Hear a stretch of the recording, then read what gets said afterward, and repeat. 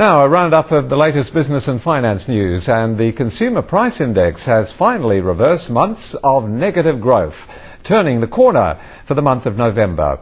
And it's been matched by strong expansion in other key indices like industrial output and retail sales. Deng Wei has this report.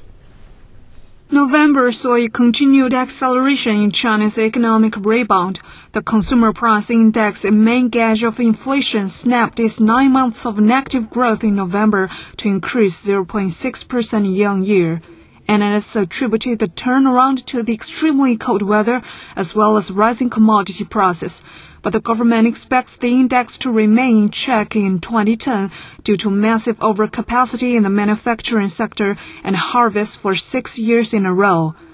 However, the Producer Price Index extended its decline in November, falling 2.1% from a year earlier, but it slowed from the 5.8% drop in October. The industrial output also maintained a steady growth, up 19.2%. That's compared with the expansion of 16% in October. Urban fixed asset investment climbed 32.1%, while retail sales also rose 15.8% year-on-year. China's economy has recovered in recent months. Its GDP rose 8.9% from a year earlier in the third quarter, while it grew 7.9% in the second quarter and 6.1% in the first quarter.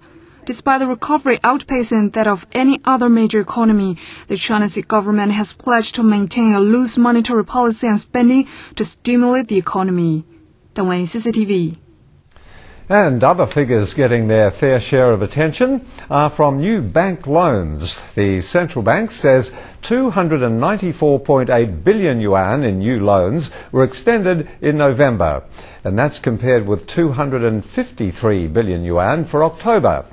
And that brings the total for the first 11 months to 9.21 trillion yuan, far in excess of the government's initial target of 5 trillion.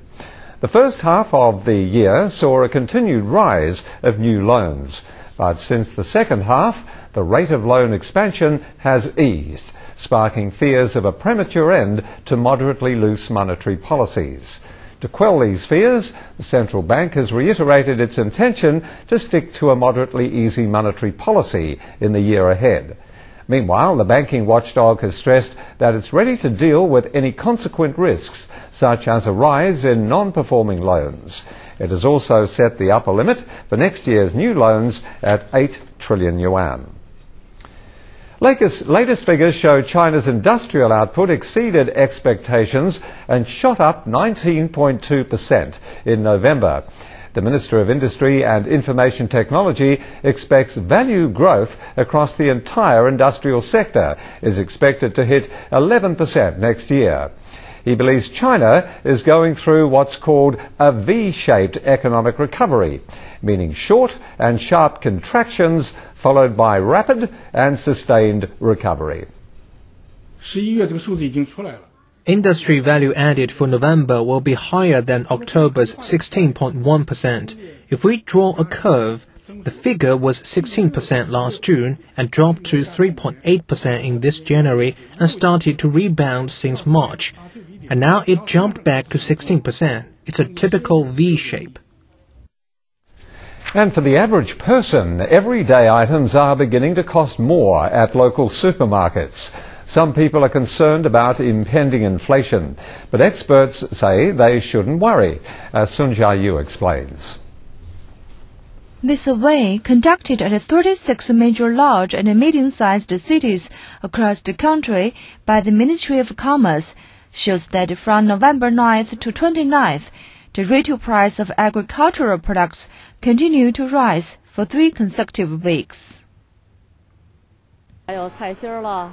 We have cut prices for some vegetables such as potatoes and cabbage, but for other vegetables like tomato and capsicum, they're costing more.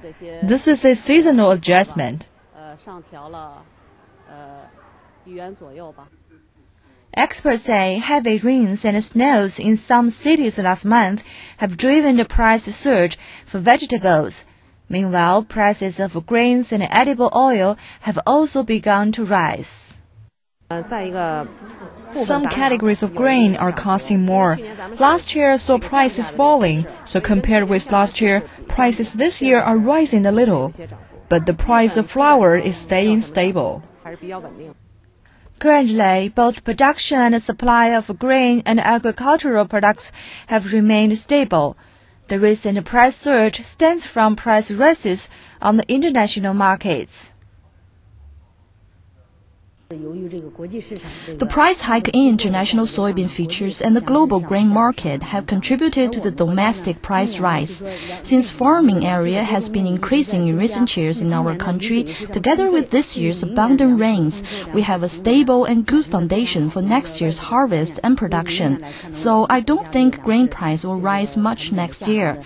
The grain price hike should not drive up the consumer price index.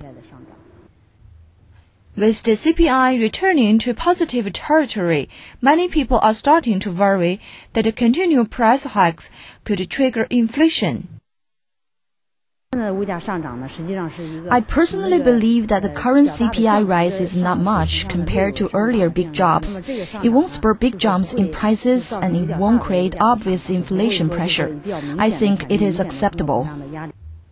In any case, experts say a CPI rise indicates strong growth in the economy. It should further boost industrial development and create more jobs. Sun Yayü, CCTV.